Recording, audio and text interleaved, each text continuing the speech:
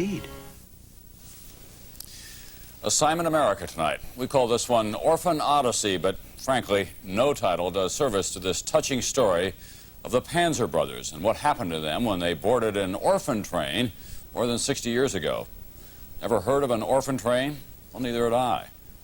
Here's NBC's Bob Dotson.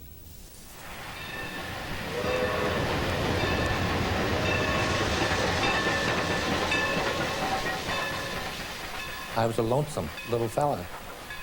I remember being concerned, frightened. Because I can see where we could have been lost. Their father had died. Their mother couldn't care for them. So they were bundled into a train car filled with orphans, all of whom were searching for families who would take them in. 5 little boys looking for a home. I didn't think that anybody liked me anyway. And I didn't give a damn. Ed Panzer and his 4 brothers rattled across America in the fall of 1922. They were part of a remarkable odyssey. 100,000 such children were plucked from the streets of New York City and sent west to a new life. Most were the sons and daughters of immigrants, found starving and alone. The Children's Aid Society swept them up and shipped them to villages all across the country. At each stop, their arrival was advertised. Kids trooped off the train, lined up, and couples simply picked the one they wanted. And these fellows went around and, you know, felt our muscles and so on and so forth. And I didn't like that at all. That was just like making a slave out of you. It's quite a shock, you know. You feel like you're on display. Ed's brother Harold. So,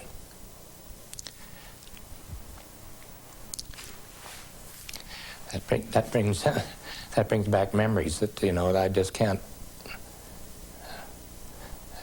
emotionally sometimes have problems with, you know. Children not selected were returned to the orphan train. In Tekamah, Nebraska, everybody else was chosen except me. Desperate to be noticed, Harold Panzer sang to get the crowd's attention. He was holding his little brother. They wanted to take George, and because he was an attractive little boy. He had brown eyes and curly brown hair. And he hung on to me and wouldn't let go. So the dentist took us, both because George wouldn't let go. The other Panzer boys were sent to separate farms. Some found couples that loved them. Ed ended up with a man who wanted cheap labor. He just gave me the god-awfulest beating I've ever had. Whew. I didn't cry.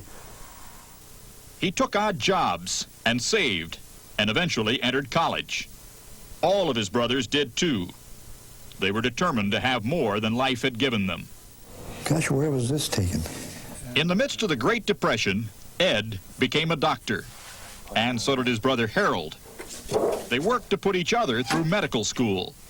Brother Jack built the hospital where Harold opened his practice. Bob became pastor of one of the largest Methodist churches in California. And George, the baby who kept the brothers together, they all started him in business. Now he is a millionaire. Here I am, Ed. They are still at each other's side on important days. Where you been all your life? Oh, hiding from you. I don't blame you for that. Harold Panzer is now 80 years old. Dearly beloved, we are gathered together here in the sight of God. This spring, he got married with the help of a brother. Now, if you can find a person by that name, you may kiss Mrs. Harold Panzer.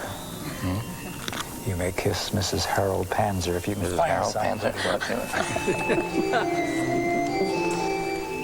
It's been 67 years since their ride on the orphan train.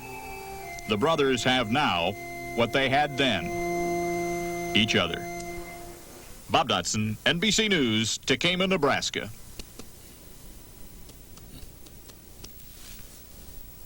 It's nightly news for this Friday night. I'm Tom Brokaw. Maria Shriver will be here tomorrow night. I'll see you again on Monday.